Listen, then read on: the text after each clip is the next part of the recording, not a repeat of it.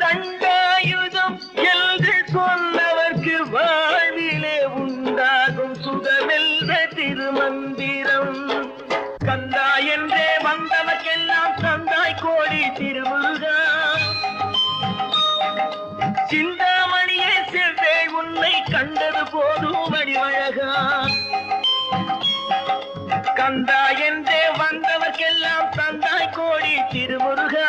சிந்தாமணியே செல்வே உன்னை கண்டது போதும் வடிவழகா. அடியவர்க்கு ஒரு விருந்தே பிணி பல தீர்க்கும் அருமருந்தே.